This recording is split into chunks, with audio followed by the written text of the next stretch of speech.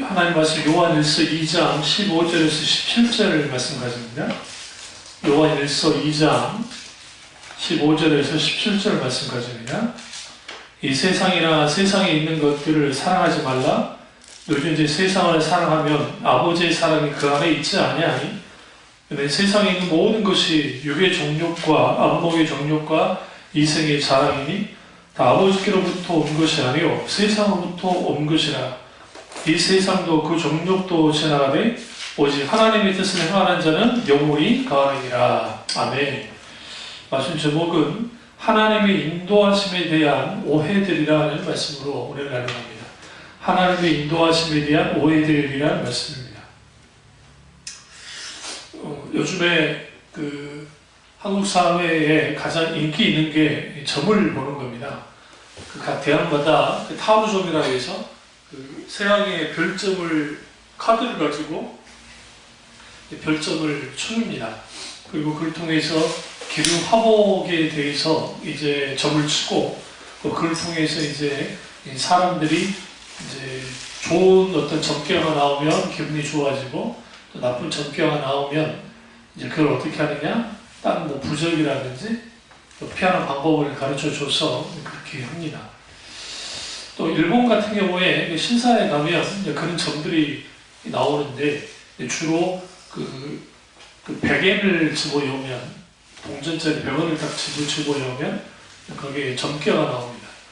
점괘가 나왔는데 우리가 이제 한자로 산자가 이렇게 돼 있거든요. 이렇게 위에 산자 같은 게 딱 써있으면 좋지 않은 거니까 그러면 그 점괘를 수령을 안 하면 돼요. 수령 안 하고 그냥 통에 딱 집어넣어버리면 됩니다. 그러면 자기한테 자기가 점괘 받던 것 중에 좀 좋지 않는 점괘는 자기하고 상관이 없는 것이 된다고 치부해 주는 거야. 그 아주 어리석고 그 말도 안 되는 것을 가지고 인간들이 그렇게 점을 치거나 또 어디를 갔을 때 그렇게 하는 거야. 왜 그러느냐? 그만큼 이 시대가 불확실성의 시대이기 때문에 그렇습니다.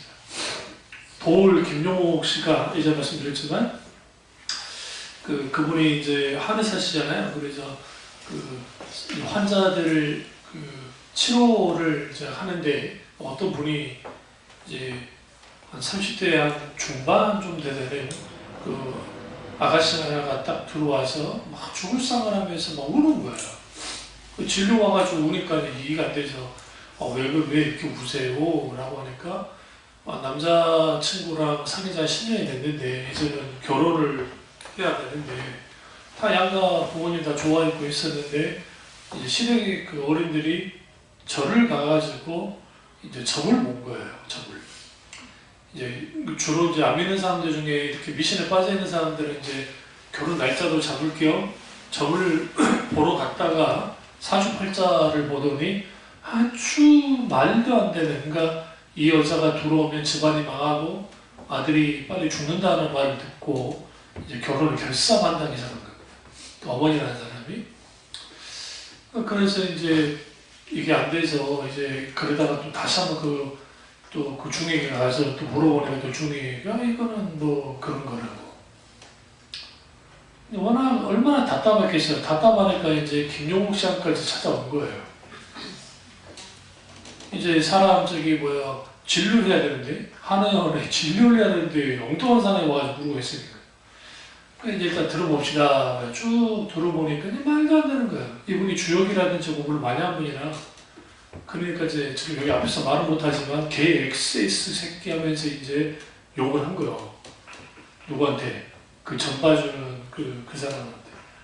인간의 기록 화복을 그렇게 점지해서 뭐 마치 그런 게 어딨냐고요, 도대체.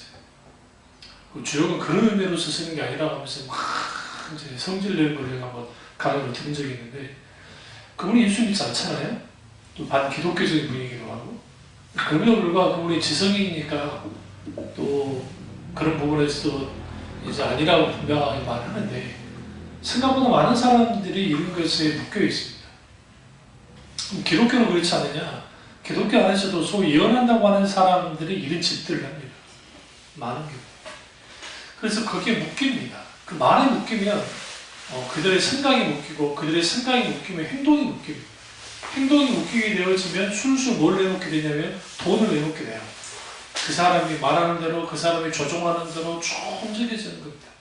그리고 돈 탕진하고 마음 탕진하고 다 탕진하고 난 다음에 뒤돌아보니까 그게 가짜고 사기라는 걸 알죠. 근데 이미 그거는 늦어버린 거예요. 그러니까 오늘날 불확실성의 시대를 살다 보니까 이제 내가 어떠한 일을 할 때에 인도를 받고 싶은 거예요. 그것도 실패하지 않고, 그것도 정말 그 어떤 시행착오 없이 뭔가를 얻어내고 싶은 생각을 합니다. 그래서 이제 여러 개를 이제 생각하죠. 근데 문제는 이제 그리스도인이라고 하는 사람들이 이 소위 말하는 하나님의 인도를 받는다고 하면서 아주 세상적인 방법으로 이제 하나님의 그 인도를 받는 경우가 많다는 겁니다. 텔레비전을 켜보면 그 미래학이나 그 다음에 매스컴에서 말하는 여러 것들을 좀 조심해야 되는 게 그 소위 그 투자자들, 그러니까 MD가 아니라 PB인가 뭔가 PD인가 그 PB인가요? 그 막 투자하는 분이 있어요. 방송에도 많이 나왔던, MBC에 느낌표에 많이 나왔던 분이 있는데, 그분이 결국은 막 다른 사람들 투자 뭐 어떻게 한다는데 손해를 어떻게 크게 끼쳤어요. 그 후에 이제 무슨 일까지 저질렀냐면 이제 사기까지 쳤단 말이죠. 사기까지. 결국 감옥을 갔습니다만은. 그러니까 그 매스컴에서 비춰지는 그 사람들 모습은 다 아는 것 같거든요. 그리고 대단한 사람들이고 실제로 대단한 사람들 하죠. 그렇다고 해서 그러면 리스크가 손해가 없느냐? 그렇지는 않다는 겁니다. 그러니까 그런 것들을 이제 그 마치 없는 것처럼 포장을 해서 이 사람들을 어떻게 계속 이제 유혹을 하는 겁니다. 그래서 오늘 사도 바울이 유기종족과 암무기종족과 이성이 자랑에 대해서 말할 때에 동서양을 막론하고 미래의 운수로 점치는 것은 똑같아요. 그래서 어떻게든 그 유기종족과 암무기종족의 이성이 자랑, 자기들은 눈에 보이는 대로 움직이시기를 원합니다. 그 탐심을 가지고 가는 거예요. 근데 기독교가 세속화되어지고 현대에 흘러가는 물길을 딱 쫓아가기 시작하면 하나님의 인도하심보다는 세속적인 것을 쫓게 됩니다. 그리고 자기들이 기도하면서 하나님의 응답을 받았다고 하지만 그 이면에는 분명하게 뭐가 있냐면 뭐가 있어요? 당연히 탐심이 있습니다. 한번 좀 생각해 볼 필요가 있어요. 저는 그 인터넷 예배에 대한 그 소위 말하는 그러니까 격한 반대하는 입장입니다. 그러니까 몸이 아프고 움직일 수 없어서 인터넷에 대변하시는 분들은 뭐 어떻게 하겠어요? 그분들에게는 뭐 좀 충분히 이해를 합니다. 그럼에도 불구하고 예, 자기들 기도 처소하고 그 소위 말하는 그 어디에다가 뭐 홀을 얻어서 거기에 사람들의 실황 중계로 이 화면에다가 그 소위 말하는 라이브 화면을 쏜다고 해서 그게 예배가 되는가? 그렇지 않습니다. 근데 그런 일들을 저질러요. 소위 신앙의 본질에 있다고 하는 분들도 저질러요. 그럼 왜 그러냐면 그것은 결국은 그렇습니다. 어떤 면에서 뭐 하나님 응답이라고 막 그분이 그렇게 말씀하시다가 저는 그거는 나는 모르겠어요. 솔직히 그 부분에서는 하나님과 그분의 관계가 있다 그러는데 분명히 말하시는 것은 뭐냐면 그럼에도 불구하고 그것은 탐욕이에요. 왜 탐욕이냐면 자기가 아니면 안 된다는 생각을 가졌어요. 그러니까 자기 소교가 아니면 안 된다고 생각하는 거예요. 정말 한국교회를 살리려고 마음을 먹었다고 한다면 그 지역교회의 목사님들 중에 훈련을 잘 되신 분들 훈련을 시켜서 그분들 교회로 인도하는 것이 가장 아름다운 모습이에요. 그런 모습이 보이지 않아요. 제가 그걸 보면서 무슨 생각을 했냐면 이 모임은 오래가지 못하겠구나. 그리고 하나님이 물론 어떻게 이끄실지는 모르겠지만 분명하게 이분의 사역은 한국교회의 이제 자그마한 물결 속에서 여는 역할은 분명히 하시는 건 분명하고 또 대단한 일을 했지만 그럼에도 불구하고 한국교회 전반적으로 끌고 나가고 바꿀 수 있는 그러한 사역을 감당하지 못하겠다는 생각을 했어요. 왜 그러면 그런 데 넘어가느냐? 그것이 하나님의 뜻이라고 하면 할 말이 없어요. 근데 이제 그것이 하나님의 뜻이었는지 아닌지를 어떻게 알 수 있냐면 열매예요. 열매. 이후에 열매를 쭉 들었다고 말해요. 여의도 순복음교회가 문어발식 확장을 과거에 엄청나게 했고 지방에도 다 있었잖아요. 그리고 목사님, 조 목사님 은퇴하시면서 다 지교회 다 개교회로 다 해놨습니다. 지금 직할성전이라고 해서 그것만 남았고, 이제 나머지는 다 분리 다 시켰거든요.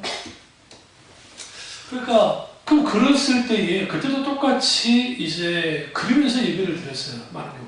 왜냐면, 그 교회는 위성을 천원을 빌려다가 그걸 쐈기 때문에 그 충분히 가능했단 말이에요. 그 시대에도. 그러니까 그러한 것들은 결국은 그렇게 다 돌아갔어요. 그러면 그런 좋은 영향력, 좋은 그런 거 그럴 수 있겠죠. 그러나 문제는 뭐냐면 그런 모든 것들이 세속적인 가치관에서 나온 거예요. 적어도. 이 부분에 있어서는 마틴 루터스 목사님이나 조나단 에드워드 목사 같은 분들은 격하게 그런 것에 대해서는 반대합니다. 특히 마틴 루터스 목사 같은 경우. 인간적인 수단과 방법에 대해서 분명히 말해요. 그런데 이걸 보면서 이제 어떤 교훈을 얻냐면, 아무리 하나님 앞에 만져진 사람도 완전할 수는 없다는 거예요. 그걸 감안해야 돼요. 그러니까 제가 왜 초창기 우리 교회가 그 모임에 가입하지 않게 했던 것을 내가 알았다고 그랬어요. 그러니까 그렇게 우리 교회가 많이 만져졌어도 그 모임에 가입하지 않았거든요. 그런 감동이 전혀 없었어요.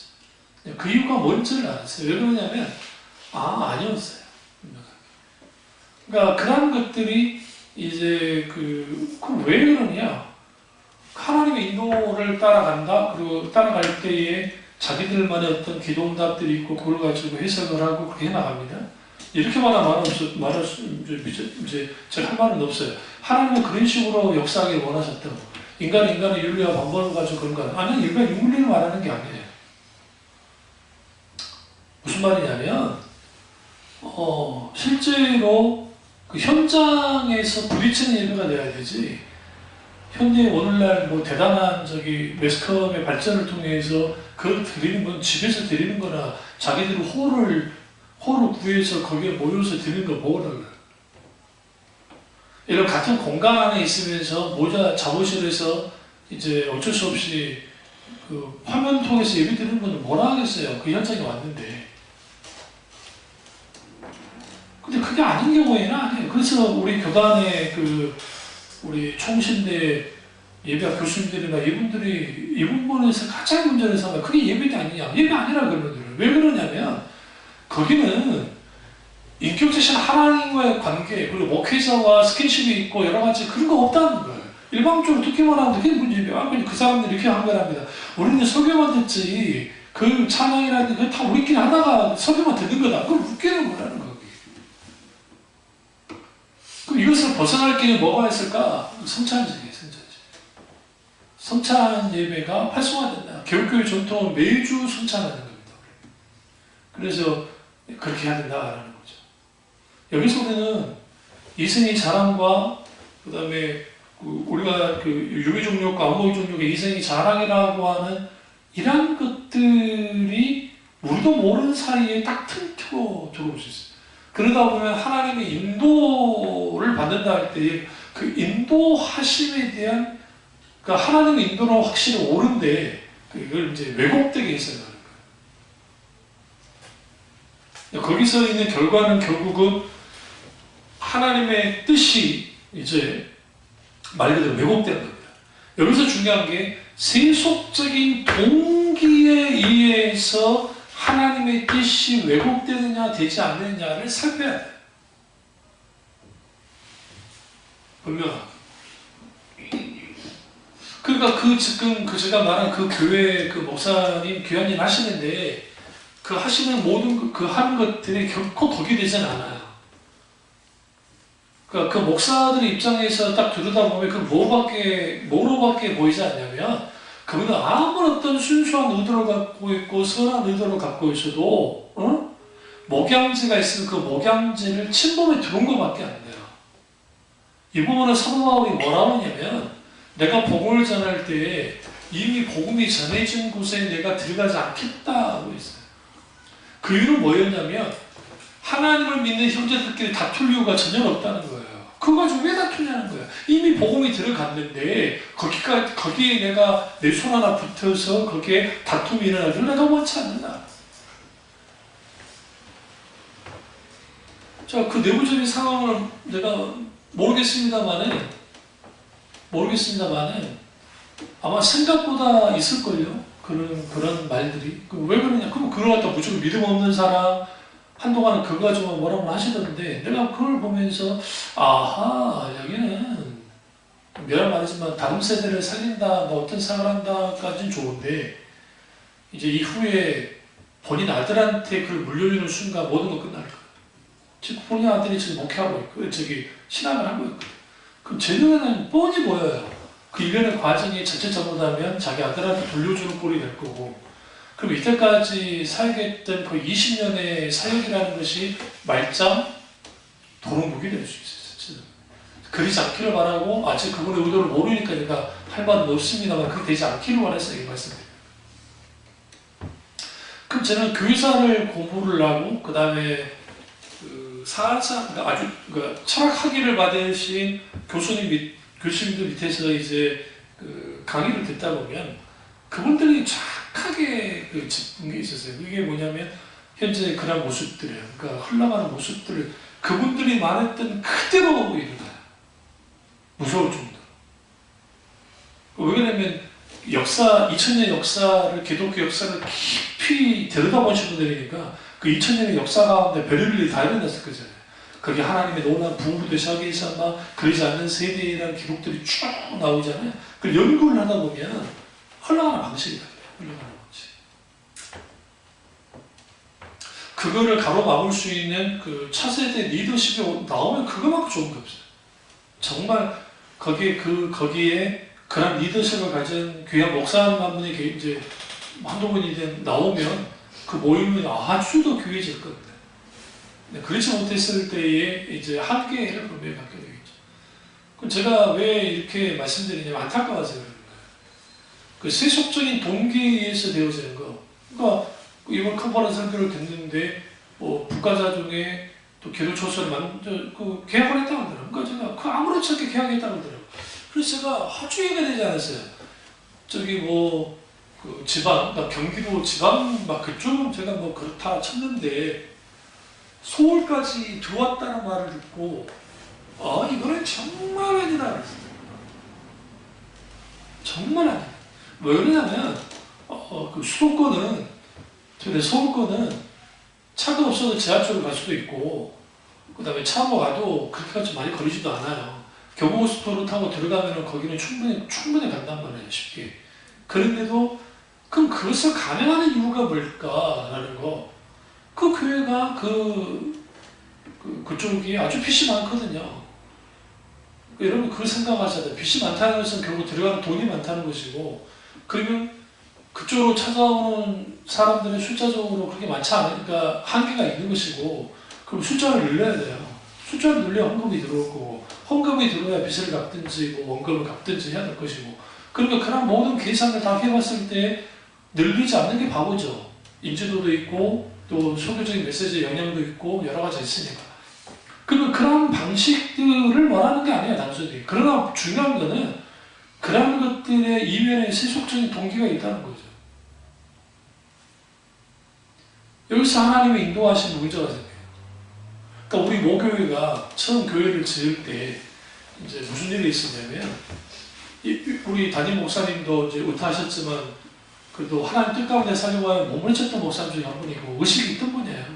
그 시대에 장애인들을 위한 전도사님을 초빙을 해서 장애인들을 위한 예배를 드렸고, 그 다음에 그분들을 신방하라고 하는 돌보는 일을 다 하셨고, 그걸 다 하셨던 분이에요. 그 미국 시민권을 갖고 있었고, 또 전도환 씨가 독재를 하니까 그 독재에 항거했던 분 중에 한 분이고, 그렇다고 신앙이 자유주의도 아니고 복음주의자로서 그렇게 했던 목사님이죠. 그래서 이제 교회를 건축을 해야 되는데 땅을 미리 샀어요. 그리고 빚을 다 갚았다고요. 그러니까 땅 빚을 다 갚았어요. 그런데 이제 하필이면 그 장로님 중에 한 분이, 재정을 맡고 있던 장로님 한 분이 목사님이나 재정부나 그분들 모르게 그 땅 팔아쳐먹은 거예요. 팔아쳐먹은 게 아니라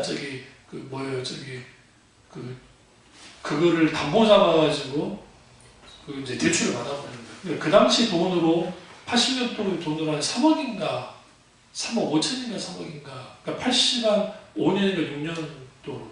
엄청난 돈이잖아요. 지금 생각하면 그때 화폐 가치와 지금 화폐 가치가 굉장히 다르니까. 그러니까 이제 교회가 난리가 난 거예요. 왜요? 뭐 교사가 있다 할지라도 그 빚 다 갚고 이제 그 땅을 기반으로 해서 은행에서 대출을 받아서 건물 짓고 후에 갚으면 되니까. 근데 그게 안 되는 거예요. 그러니까 이제 긴급회의를 하고 이제 교회 그 재건축, 그러니까 그 자리 말고 다른 자리에다가 이제 했었는데, 그 요수 시청이 들어오는 그쪽에 있다가 아주 좋은 땅이 됐거든요. 그 땅을 이제 경매를 넘어가면 그 빚을 안 갚으면 넘어가게 되잖아요. 그러니까 어떻게 하느냐, 의논하다가 그럼 일단은 어차피 일을 저질러 버렸으니까 그 부분에 있어서 이제 고발을 하고 그분을 감옥에 가고, 그리고 이제 뭐였냐면 다시 그것을 이제 빚을 갚을 수밖에 없잖아요. 그 사람이 안 갚으면 그냥 넘어갑니다. 그러니까 이제 그런 복잡한 상황이 있어요. 그 사람 이름으로도 되어 있어요. 그러니까 이제 어쩔 수 없이 땅이 안 넘어가게 하려고 이렇게 막 갚았어요. 그때 나온 아이디어가 뭐냐면 아파트를 짓는 거예요. 그래갖고 이제 이분이 머리를 써가지고 교회 부지 중에 상당 부분을 먼저 아파트를 짓고, 그 다음에 그걸로 분양비용 다 받아가지고 교회 빚도 갚고, 또 여분의 땅을 좀 사가지고 교회를 짓겠다고 생각해요. 이게 이제 여의도 수목교회 조 목사님이 실수했던 것을 그대로 따른 거예요. 조 목사님을 그렇게 비판했던 분이 이제 실수한 거죠. 그래서 이제 그렇게 했다가 아주 죽어나갈 떨어질 뻔했어요. 똑같은 현장이야. 분양이 안 돼. 아파트를 짓지. 그러니까 이제 목사님이 조인규 목사님이 과거에 먼저 여의도에 있는 아파트 입주하듯이 똑같이 이분도 입주를 해가지고 했어요. 그래가지고 열차차 해가지고 하나님 은혜 가운데 겨우 정말 이제 돼가지고 비료 갖고 이제 교회를 짓긴 했는데, 원래 계획된 교회 크기보다 좀 훨씬 적게 교회를 짓단 말이에요. 원래대로 했으면 교회가 엄청나게 크게 됐을 텐데. 이후에 크게 교훈이 된 거예요, 교훈이. 그러니까 하나님이 어떻게 이루시더라도 그건 하나님 몸이 아니다. 그러니까 이제 우리 공개석상에 제가 정말 하나님 마음이 잘못했다고 하셨거든요. 그러니까 여러분, 아무리 하나님의 뜻을 위해서 한다 할지라도 세속적인 동기나 또 자기들 어떤 생각을 가지고 밀어볼 때 그걸 하나님의 뜻이라고 치부하냐. 어리석은 거예요. 어리석은 거예요. 제가 들여다볼 때는 이분에게 정말 조언을 하거나 쓴 소리를 한 사람이 없어요. 제가 봤어요. 이미 그분들 다 나가버렸고, 그 모임 안에서도 이분이 다 잡고 있고 그분들이 하고 있기 때문에 거기에서는 벗어날 수가 없을 것 같고, 그러면 결국은 이제 이런 모임 속에서 어떻게 될까? 뭐 결과는 하나님의 뜻 가운데 봐야 되고, 저는 이렇게 말하는 게 뭐 거기가 그렇게 됐으면 좋겠다는 게 아니라 안 됐으면 좋겠다 이 말하는 건데, 저희 은혜 많이 주신 분이니까 이제 그러한 일들이 있죠. 그러니까 아무리 막 설교하면서 막 하나님의 뜻이 어쩌고 뭐 어쩌고 막 하시잖아요. 그리고 실제 하나님 인도가 있고 감사해요. 근데 이제 문제는 가는 방향이 옳지 않다는 거예요. 그게 이제 사랑의 교회가 그랬어요. 그러니까 사랑의 교회가 지금 어쨌든 서초교회 어마어마하게 큰 거 누가 뭘 하겠습니까? 사실 기독교인으로서 귀하죠. 교회가 또 그런 영향력을 끼치면 된다는 게. 그러나 오카노 목사님이 돌아가시기 전까지 서초교회에 있는 교회를 짓기를 원치 않으셨다고요. 굳이. 우리까지 하지 말자 했는데 이제 오정희 목사님이 밀어붙였죠. 그리고 그 결과물이 지금 나온 겁니다. 뭐 불법을 했다고 해서 이제 문제 되고 막 여러 시끄러웠잖아요. 그러니까 그런 것들을 통해서 과연 하나님의 영광을 받으실까? 글쎄요. 생각해봐요. 그러니까 그런 이제 여기서 이제 우리 딜레마가 생기는 건데 뭐냐면, 그럼 오 목사님만 막 뭐라 해야 되냐? 그렇진 않은 게, 나도 그럴 수 있고 우리도 다 그럴 수 있다는 거예요. 우리는 뭐 자신합니까? 그러면 제가 안수호 목사가 이런 소리 한다고 해서 저는 뭐 자신할 수 있나요? 그렇지 않아요. 왜 그러냐면, 우리가 하나님의 인도를 받을 때에는 내가 가지고 있는 세속적인 동기와 자기 생각, 자기 방법, 자기 의지 이 모든 것을 내려놓고 이제는 제로 상태에서 하나님의 뜻을 발견해야 되잖아요. 그게 정말 쉽지 않아요. 그러니까 모든 인간의 내게 유리한 방향으로 뭔가 되기를 원하지 내게 불리한 방법으로 되길 원치 않아요. 그러니까 우리 선배 목사님들이 그 말씀 하셨거든요. 기도하다가 이게 하나님의 뜻인지 아닌지를 어떻게 알 수 있느냐? 이거는 내가 하기 싫어 죽겠는데 해야 되는 거. 그게 하나님 뜻이라는 거예요. 그게 대부분. 진짜예요. 왜 그러냐면 내가 하고 싶은 것과 하기 싫은 것 사이에서 우리는 갈등하는 이유가 내가 하기 싫은 것도 해야 되는 걸 알아요. 근데 하기 싫어요. 왜? 대가 치러야 되니까. 근데 대부분 하나님 뜻은 거기에 있더라는 거예요. 그러니까 그분들의 그 오랜 세월 동안에 그 목사님들이 목회하시면서 했던 그 말들이 정말 옳거든요. 그게. 그래서 칼빈 선생님이 우리가 하나님의 인도를 받을 때에 거기에서 가장 중요한 게 뭐냐면 하나님 앞에 자기 의지를 먼저 꺾는 일이 필요하다. 그러니까 우리의 자기 의지를 꺾어야 돼. 이게 이제 성화로 가는 길 속에서 일어나는 겁니다. 그러니까 성화는 이제 거룩해지는 거예요. 주님을 닮아가는 일 속에서. 근데 인간은 우리의 마음속에 두 가지, 사도 바울이 이제 두 가지 마음이 존재한다고 했는데, 하나님의 법이, 하나님의 죄의 법이 있어요. 이 두 개가 이제 충돌하는 거예요. 한쪽은 성령의 인도를 받으려고 하고, 한쪽은 육체가 시키는 대로 움직이려고 해요. 그러다 보면 무슨 일이 벌어지냐면, 요의정욕과 안모의정욕과 이성의 자랑이라고 하는 뭘까요? 소위 말하는 세속적인 동기가 사라지지 않는 거예요. 제가 늘 처음 그 모임에 갔을 때, 그 집회에 갔을 때, 이 모임이 가장 아쉬웠던 게 뭐냐면, 광고 시간에 행해지는 여러 가지 잡다한 그런 헌금 강조부터 시작해서 또 피할하지 않는다고 하지만 피할하는 것들이었어요. 지나칠 정도. 그러니까 말은 하나님 인도를 받고 누구의 도움도 받지 않는다고 말은 했지만 실제로 그 앞에서 행해지는 일련의 모든 것들을 보면 계속 헌금을 강조하고 헌금을 이렇게 내는다고 그 다음에 또 소위 설교 속에서 동기부여해 주는 것들, 이게 이제 존 맥스웰이 가르친 거예요. 근데 이분이 존 맥스웰의 영향을 받았거든요. 본인 스스로도 말했잖아요. 그럼 저는 그걸 들으면서 하고 있는 것들이 존 맥스웰이 하는 거다 라는 걸 잘 알았고, 실제로 그분의 책을 읽었으니까 저도. 그러니까 그 방법이 있는 거예요. 그러면 그분이 변질된 것이 아니라 오히려 그분이 그런 분이었던 거예요. 그게 제가 아직 지금 가장 가슴이 아파요. 그런 분이었던 거예요. 그러니까 하나님은 그런 분을 통해서라도 또 역사를 하죠. 그렇다고 그분이 이때까지 했던 일들을 비하할 필요도 없어요. 왜? 하나님은 크신 일들을 하셨기 때문에. 그러나 더 큰 일을 위해 가는 일에 있어서는 분명하게 그것이 걸림이 될 겁니다. 하나님 그걸 어떻게 만드실지 모르지만. 어떻게 만드실지 모르죠.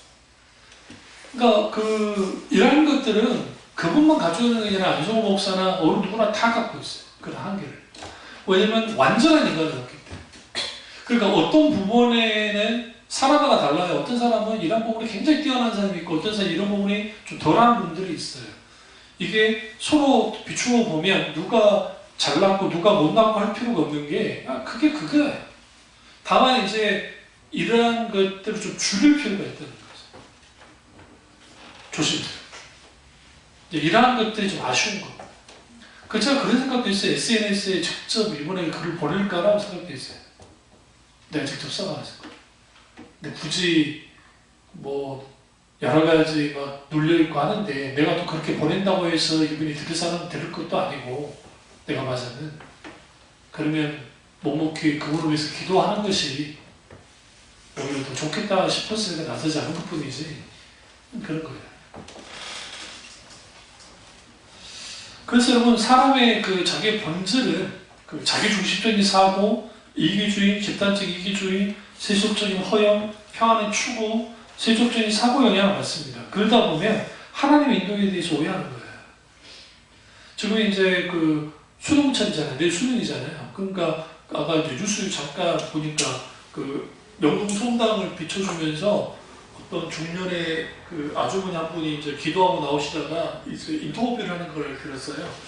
그래서 인터뷰를 하는데 조카를 위해서 기도를 하고 나왔더라고요. 조용히. 그러면서 이제 내가 너 위해서 기도하는데 조카야 너 정말 힘들게 공부한 거 알아. 이제 힘내고 화이팅해 하면서 이제 이도비가 그렇게 했거든요. 그러니까 우리가 우리 아들도 이제 뭐 지금 또 시험 보니까 내일.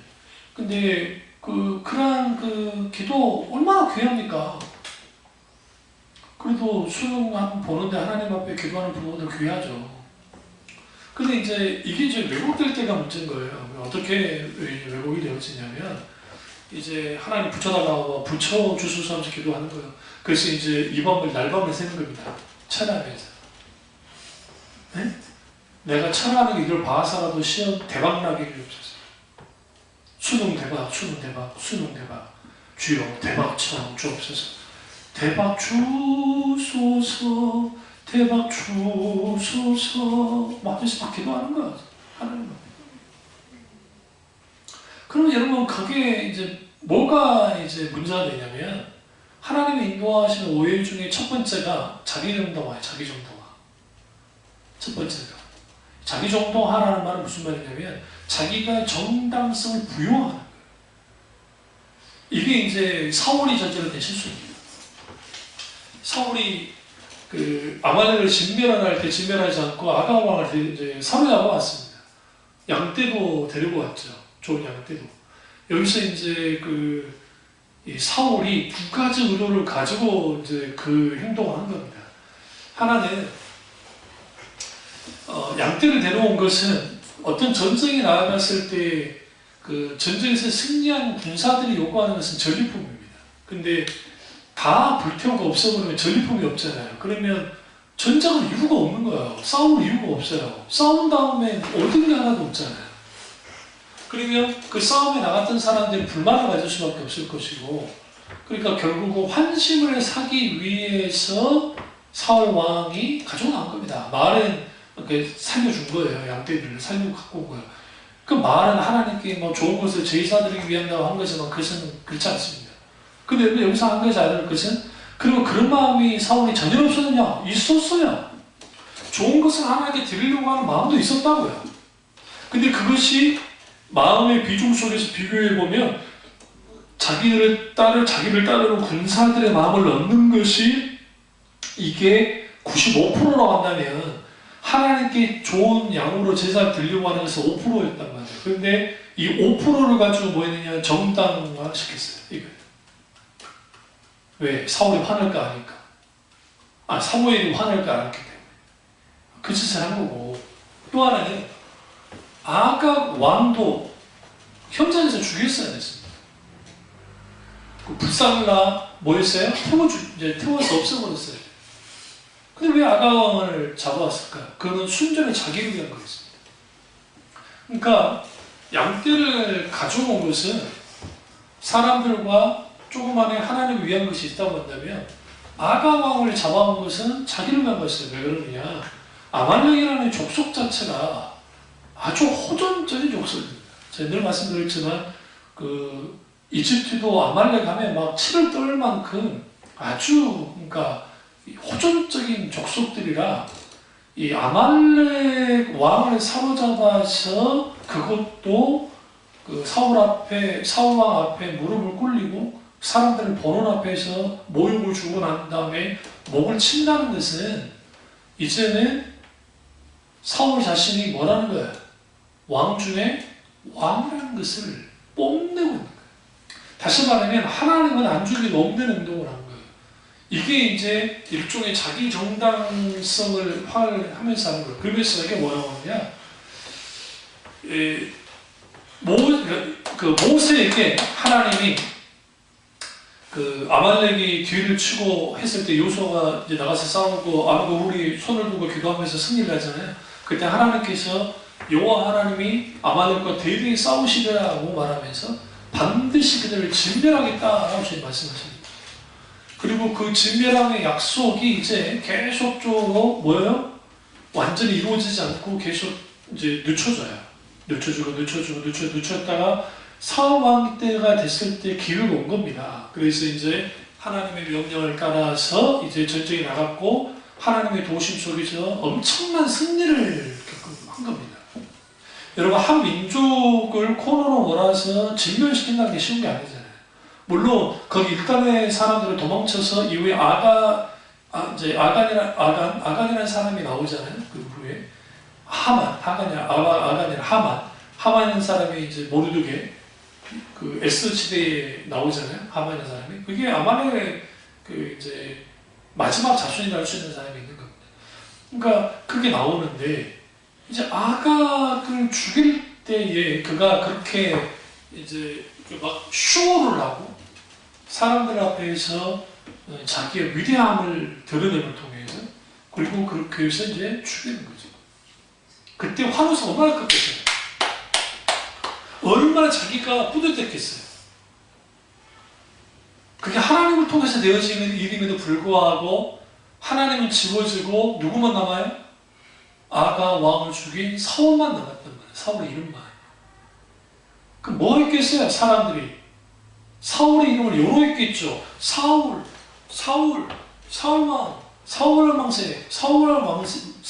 왕 만세 했겠죠. 그럼 어떻게 할 수 있느냐? 다윗이 블레셋과의 전쟁에서 승리했잖아요. 다윗을 통해서.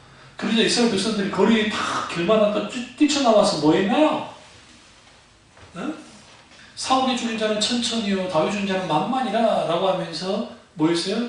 다윗만세 하면서 막 했단 말이에요. 그러니까 사울이 그 소리 듣고 빙전이 성했잖아요. 그리고 왕빙전이 성했잖아요.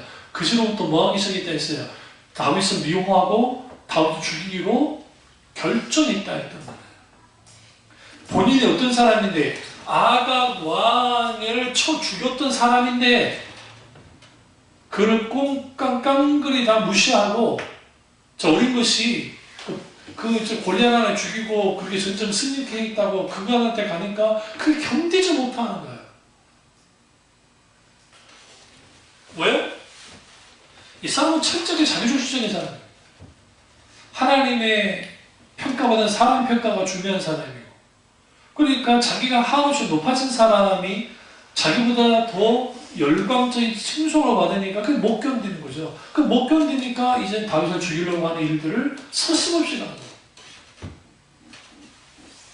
이게 하나님의 인도를 받는다고 하는 사람들이 하나님의 뜻을 왜곡되게 해석하고 그걸 자기 정당화 시켰을 때 일어나는 모든 일들이에요. 이런 것들이. 그러니까 우리도 그거 조심해야 돼요. 조심.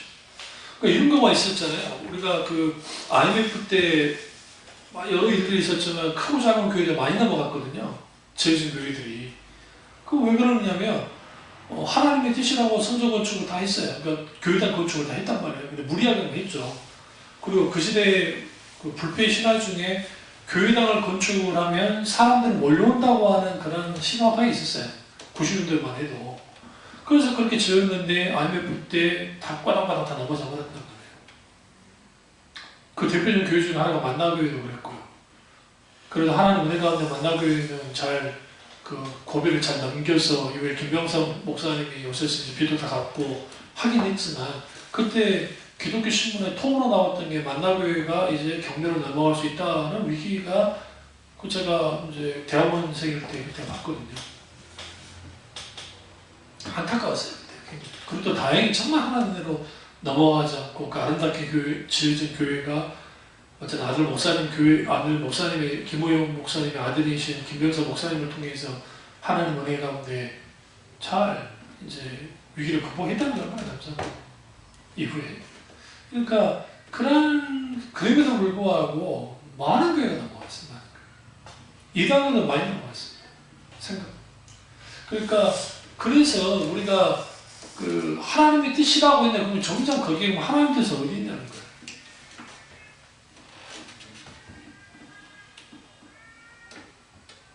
하나님 뜻이 어디에 있어요? 그럼 그들이 실패한 무조건 하나님 뜻을 어겨서 그렇게 된 겁니까? 저는 그렇게만 보지는 않습니다. 근데 분명한 것은 뭐냐면 하나님의 뜻에 인도를 받아서 움직였을 때는 누가 책임져요? 하나님이 책임져요. 하나님이 뒷받침하신다.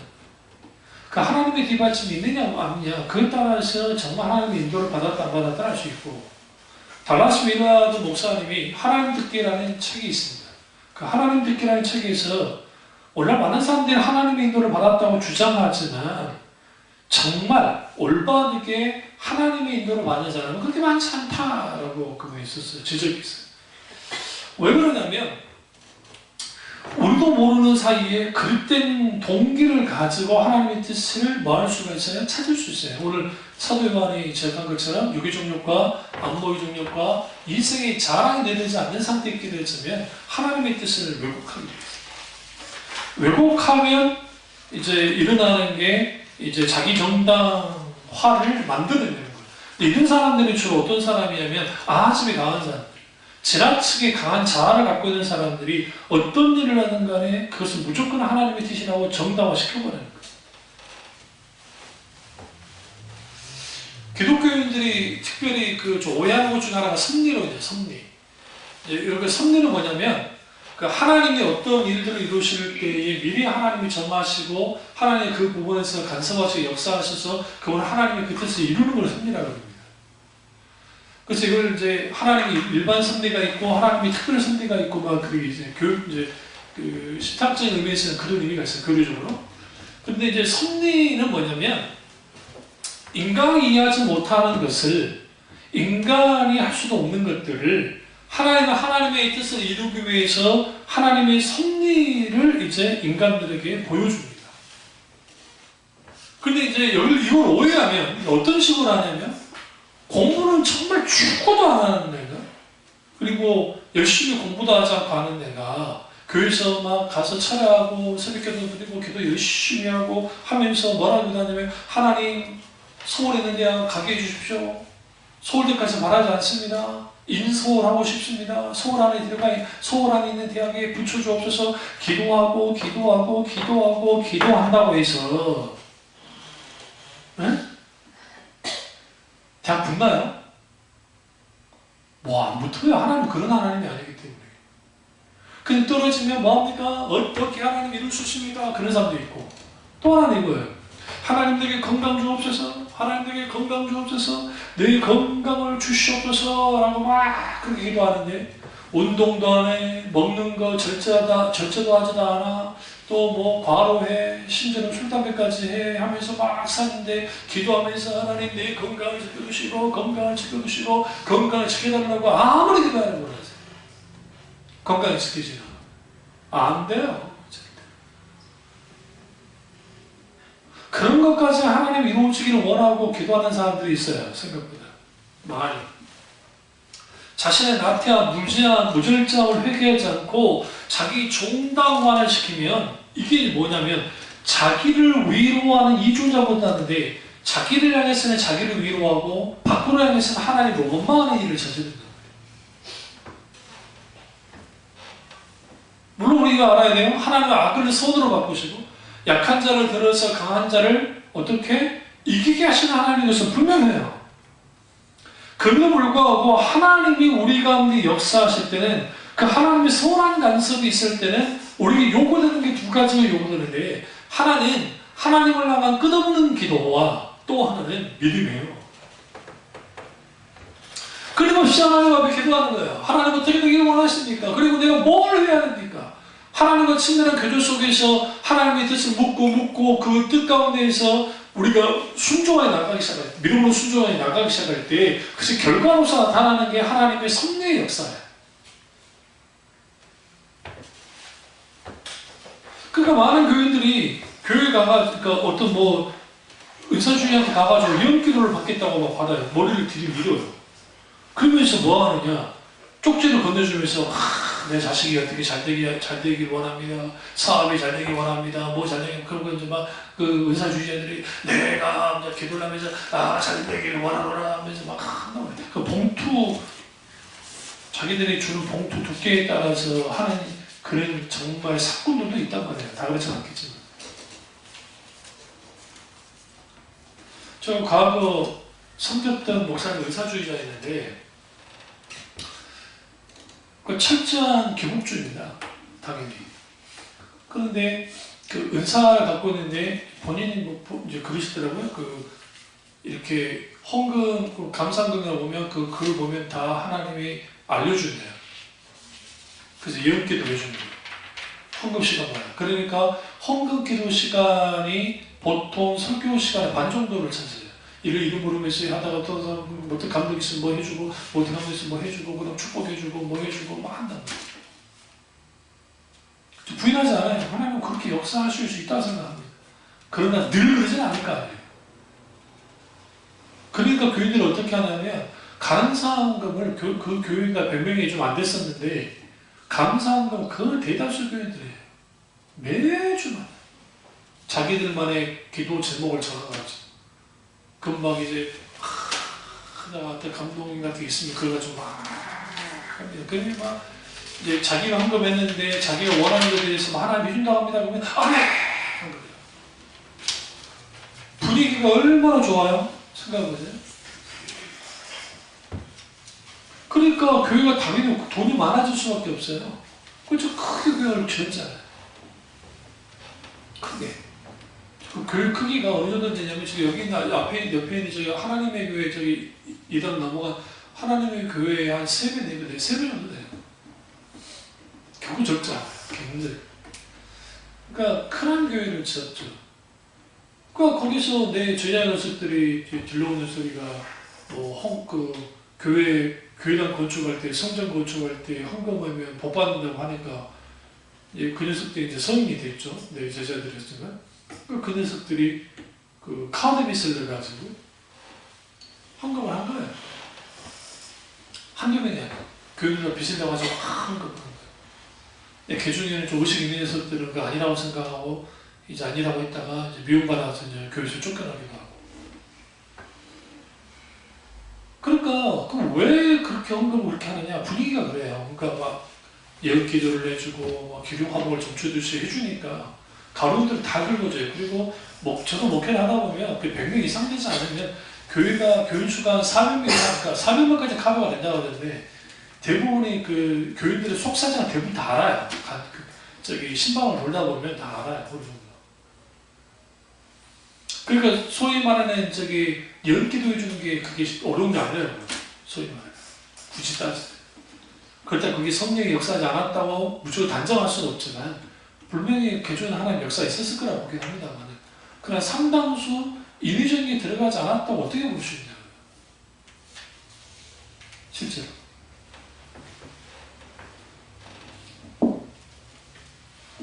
이거를 이제 뭐라고 하냐면 두 번째로 운명론적 회피책이라는 표현을 쓰는 거예요. 그러니까 이제 운명론적인 회피책이라는 말은 무슨 말이냐면 하나님의 섭리, 하나님의 계획에 대해서 쭉 나아갑니다. 그래서 뭔가 되지 않으면 하나님 안 하는 거예요. 이제 이런 식의 것들을 여러분 이제 많이 하셨죠? 기도할 때. 하나님 이 일을 놓고 막 기도하는데 하나님 이게 되게 하시면 하나님이 되시고 안 되게 하시면 하나님이 되시 아닌 줄 믿습니다. 라고 기도했잖아요. 이런 거 누가 가르쳤나요? 싸구려 과거에 자격 없는 무자격인 분강사들 그런 거 아닙니까? 싸구려 같은 분강사들이 그런 식으로 하지 않았어요? 교회마다 기도하면서 하나님 이거 해주시면 하나님의 뜻인 줄 알고 하나님한테 헌신 봉사하겠습니다. 하나님 이거 아니라고 하시면 제가 막 아닌 줄 알고 하나님 더 이상 안 하겠습니다. 편하죠? 얼마나 편합니까? 되게 하시면 하나님의 뜻이고 안 되게 하시면 하나님의 뜻이 아닌 줄 알겠습니다. 근데 성경을 보시면 기도 응답은 3가지를 말하는데 하나님은 모든 기도 응답하세요. 첫째는 하나님은 yes라고 하죠. 두 번째는 하나님은 wait, 기다라고 합니다. 세 번째 하나님은 no라고 해요. 12속은 뭘 알 수 있어요? 하나님은 모든 기도에 응답하세요. 근데 상당부분 생각보다 말이 하나님은 no라고 해요. 아니라고 해요. 아니라고. 그러니까 예수님이 겟세마네 동산에서 하나님의 뜻을 구합니다. 아버지 이 잔을 내게서 옮기시옵소서. 뭐 계속 기도하죠. 그럴 때가 그 겟세마네 동산에서 무슨 일이 벌어졌어요? 예수님의 뜻이 꺾여집니다. 그러니까 이렇게 말씀하시죠. 예수님 자신의 뜻을 꺾고 내 뜻대로 마옵시고 아버지 뜻대로 하옵소서. 그게 성경에서 말하는 하나님의 인도를 받는 기도예요. 그러니까 하나님은 아니라 할 때가 많단 말이에요. 생각보다. 아니라고. 근데 아니라고 하실 때는 그래서 우리를 미워서 우리를 골탕 먹으러 한 게 아니라 아니기 때문에 그래요. 근데 아닌데 맞다고 그러니까 문제인 거예요. 맞다고 우기고, 그리고 그걸 소위 말하는 자기정당화를 시키든 아니면 운명론적인 회피책을 써서 이거는 운명적으로 맞는 것이라고 하다가 그게 뭔가 이상한 결과를 하면 아 이거는 하나님이 잘못한 것이라고 하면서 막 그렇게 회피를 해버리는 거예요.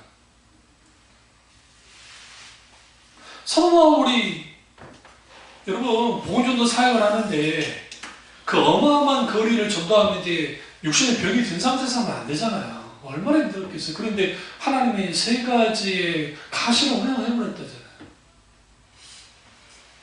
아니 건강한 사람도 그 어마어마한 거리를 말 타고 배 타고 걸어서 다니는 게 불가능한데 여러분 그 거리가 어마어마합니다. 4차 전도여까지 떠났어요. 아 요즘이야 차라도 있고 비행기라도 있고 배라도 있으면 되니까 배도 엄청나게 빠른 배라도 있으면 괜찮은데 그런 시대도 아니잖아요. 그래서 바울이 그렇게 기도했잖아요. 하나님 참을 좀 치유해 주세요. 그러니까 이게 너에게 네 은혜가 족하대요. 그걸 은혜라고 주는 말씀하세요. 은혜가 아닌데 누가 봤어요. 근데 그게 은혜였어요. 자고하지 않게 해요. 그가 교만하지 않게 하기 위한 하나님의 은혜였던 거예요. 그 은혜가 오늘날 사도 바울을 되게 하는 놀라운 원동력이 있어요. 그게 하나님의 뜻이는 거예요. 뜻이. 그러니까 우리가 잘 아는 게 이삭이 기근이 들었잖아요. 근데 그 기근이 크게 들었다 성경을 합니다. 근데 그걸 우리는 어떻게 봐야 되냐면 이 데자뷰예요. 데자뷰라는 말은 무슨 말이냐면 과거에 있었던 일이 오늘 똑같이 일어나는 거예요. 그게 뭐냐면 아버지 야곱이 이삭이 아버지 아브라함이 야곱이 아니라 아버지 아브라함이 가나안 땅에 들어오자마자 큰 기근이 들었잖아요.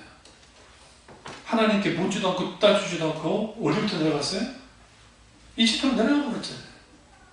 그러니까 이제 기근이 되니까 이삭이 어떻게 움직이려 했냐면 남방쪽으로 움직인 거예요.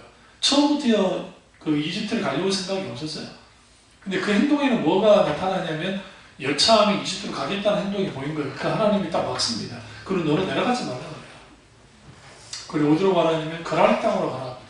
그랄이 지금 블레셋 땅인데요. 파레스틴 땅인데 그 그랄 땅으로 가서 거기에서 뭐합니까? 우물을 팝니다. 우물을 팠을 때 하나님이 형통의 복을 주셨죠. 계속 팔 때마다 물이 나오기 위해서 기근이 들어도 어려움이 없게 하나님이 만드셨어요. 그러나 그걸로 끝났나요? 아니요. 아비멜렉이라는 왕이 와서 계속 빼앗습니다. 그 왕과 아랫에 사는 그 왕이 명하지 않았는데 주사님들이 그냥 빼앗았겠어요? 그 뒤에 아비멜렉이 있었죠. 그러니까 계속 뺐는데도 계속 뺏기면서 계속 그랄 땅 안에 머물고 있습니다. 바보처럼. 우리 같으면 아이 더러 못 살겠어. 아이 그냥 가자. 어디로? 이집트로. 내려가면 되잖아요. 안 그래? 근데 이삭이 하나님의 뜻을 쫓습니다.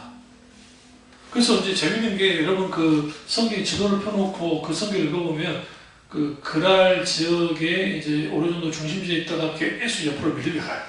그리고 그 경계선까지 가요. 그 경계선까지 갔는데 그걸 또 우물을 파니까 우물에서 뭐가 나와요? 물이 나오네? 그러니까 아비멜렉이 그걸 보고 이제 깜짝 놀랄 수밖에 없던 게 그 이유가 뭐냐면 그곳은 절대로 우물이 나올 것이라고 생각하지 않았거든요, 사실. 그곳에 우물이 나온 거예요. 그때 뭘 인식했어요? 이삭과 함께하는 하나님이에요. 급하게 달려옵니다. 그리고 뭐예요? 언약을 맺어요. 언약을 맺어요. 하나님이 인도하시면 그리고 하나님의 인도를 받으면 누가 뒷받침된다고요? 하나님이 뒷받침해요. 그것도 기가 막힌 방법으로 뒷받침할 때도 있고 어떨 때는 사람을 통해서 뒷받침하실 때도 있고 환경을 변화시키거나 그 사람을 변화시켜서라도 하나님은 어떻게 해요? 뒷받침해요. 그 뒷받침함을 통해서 결국은 이 모든 과정이 누가 하셨다는 거예요? 하나님 하셨다는 거예요. 하나님 그분이 영광 받기 위해서도 우리 인생에 들어와서 우리 교회 가운데 이런 무조건 하나님을 인도하기를 원하는 거죠. 여러분 그래서 우리가 조심해야 될 게 우리가 어떤 일을 할 때 무리수를 들 때가 있거든요. 물론 믿음의 모험을 가할 때에 무리수처럼 보일 수는 있습니다. 그러나 중요한 것은 하나님의 인도를 받는 과정 속에 있게 되는 무리수는 그건 무리수가 아니고 일종의 도전이자 모험이에요. 그걸 감행할 필요가 있어요. 왜? 어차피 하나님 뜻 가운데 이루어져 버린 거니까. 그러나 그게 아니고 하나님의 뜻을 물었는데 그게 불분명해요. 근데 그걸 자기 정당화시키거나 운명적 회피책을 써서 이제는 이게 소위 말하는 과학과 운명론에 빠져서 혹은 섭리를 왜곡해서 그걸 자기에게 막 맞춰서 막 밀어붙였을 경우에 그게 오히려 부메랑이 돼서 무슨 일을 벌어지게 하느냐? 자빠지게 하는 거야, 자빠지게. 나머지게. 설사 운이 좋아가지고 세상 말은 운이 좋아가지고 좋은 결과가 났다고 합시다. 어? 그게 오히려 화가 돼요. 복이 되지 않고. 그러는 성경에서 무수히 봐요, 무수히. 무수히. 그 대표적인 게 나오미 아닐까, 나오미. 나오미와 나오미 가족이 이스라엘 땅에 기근이 되니까 하나님의 뜻도 묻지도 않고 어디로 들어가 버려요? 모압 땅으로 들어가 버렸어요. 묻지도 않고. 근데 그 당시 모압 땅은 뭐였어요? 비도 많이 오고 괜찮았어요. 근데 문제는 뭐냐면 그 땅에 들어가서 남편 잃고 두 자식까지 아들까지 잃어버렸어요. 그리고 성경은 뭐랍니까? 그 땅에 가서 그 땅에 뭐가 들었어요? 기억이 들었어요. 그러니까 좀 묻지도 따지지도 않고 어디로 돌아와요? 이스라엘 땅으로 돌아와요. 네? 그러면서 그가 들어오면서 자기 이름을 이제 그 고통이라고 막 하잖아요. 마라 비슷한데 그 둘 다 어원이 똑같아요. 쓴물이라는 뜻인데, 근데 그런 그 이름을 막 부릅니다. 그리고 와서 이제 기업물자를 찾았지만 그 기업물자가 그를 외면했고 후순이었던 바로 이순이었던 기업물자였던 이제 보아스가 이제 하나님의 그 인도를 따라서 하나님의 놀라운 감동 가운데 이제 누구예요? 그 며느리와 시어머니를 이제 돌봐줍니다. 그러면서 나오미가 서서히 바뀌기 시작해요. 어떻게 바뀌기 시작하냐면 하나님이 이제 이 일을 하실 게 아닌가 하는 감동, 이제 그 기대를 갖기 시작하고, 그리고 이제 보아스가 룻을 돌보는 것을 보면서 이제 벽지단에 누워 있잖아요, 룻이. 그 행동 모두 하나하나가 이제 어떻게 보면 무슨 뭐 물레방아에서 만나는 것 같은 뭐 그렇게 생각하면 안 돼요. 그게 이제 어떤 의미가 있냐면 그 기업을 물어달라고 하는 행동적인 행동 언어입니다. 그게. 거기 뭐 이상한 일이 있던 건 아니었기 때문에. 그러니까 이제 그걸 뭘 의미하냐면, 그러면서 이제 그 나오미가 그 말 하잖아요. 그 룻에게. 만약 이것이 하나님이 하시는 것이면 그거 어떻게 할 거냐. 그러니까 네가 자기는 싫다 했는데 그렇게 하도록 했다고. 그 10절 고의를 했더니 보아스가 어떻게 움직이니까 이제는 기업물자로서 움직이는데 아주 이 사람이 신사적이고 또 굉장히 조심스러운 사람이었기 때문에 그 1순위 기업물자에게 기업물자에 대해서 묻습니다. 그래서 1순위 있었던 기업물자가 과감히 싫다고 했죠. 이걸 통해서 결코 룻이 예쁘지 않았을 거라는 거예요. 농담이긴 하지만. 그리고 기업을 물습니다. 그리고 하나님은 곧장 하신 게 뭐예요? 하나님 하신 일이 자식을 줬어요. 그러니까 보아스에게 자식이 있었는지 아닌지는 모르겠습니다. 성경에 나오지 않으니까. 보아스의 나이가 있었을 것 같은데요. 상처해서